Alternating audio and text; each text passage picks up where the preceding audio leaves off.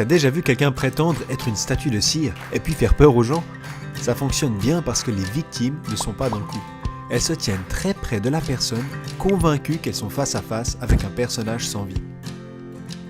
Et soudain, elle bouge et se met à parler. Et là, c'est le choc. La Bible est le seul livre vivant sur Terre.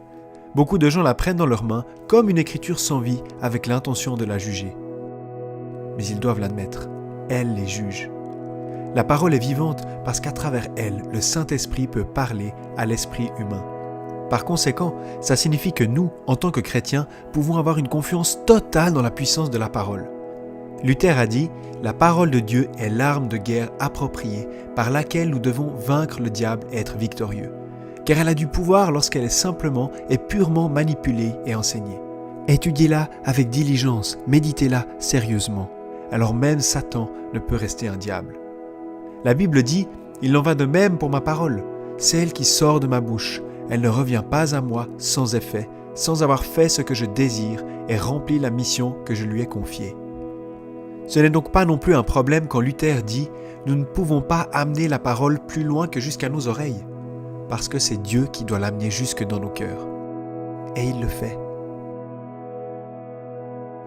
Ma parole n'est-elle pas comme du feu, déclare l'Éternel, comme un marteau qui pulvérise la roche ?» Mais pourquoi semble-t-elle souvent manquer de pouvoir? Pourquoi les jeunes lisent-ils la Bible et rien ne se passe?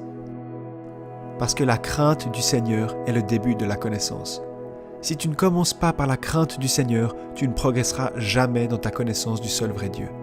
Laisse-moi te donner un exemple, les pharisiens. Jean-Baptiste a prêché la repentance pour préparer les cœurs du peuple.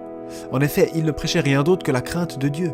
Revenez en arrière, abandonnez le mal et faites le bien. Cependant, les pharisiens étaient trop fiers d'eux pour admettre qu'ils étaient mauvais. Mais les pharisiens et les professeurs de la loi, en ne se faisant pas baptiser par lui, ont rejeté le plan de Dieu pour eux. Et quand Jésus-Christ est apparu sur la scène, ils voulaient savoir en quelle autorité il était venu. Ils voulaient en savoir plus sur lui, mais il leur a posé des questions sur Jean-Baptiste, la première étape. D'où vient le baptême de Jean-Baptiste? En d'autres termes, si vous n'avez pas accepté le premier message du ciel, comment comprendrez-vous le second? Et ils ont répondu, nous ne savons pas d'où il est venu. Et c'était un mensonge. C'est pourquoi ils n'ont pas reçu d'autre compréhension sur Jésus-Christ. Et toi? Y a-t-il un premier pas que Dieu a voulu faire avec toi et que tu n'as pas fait consciemment? Si oui, ne te plains pas que tu n'arrives à rien dans la foi.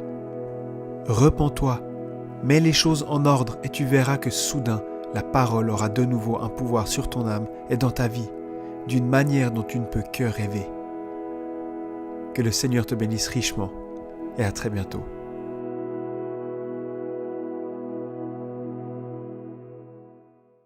C'est incroyable que tu aies regardé la série complète sur Sola Scriptura.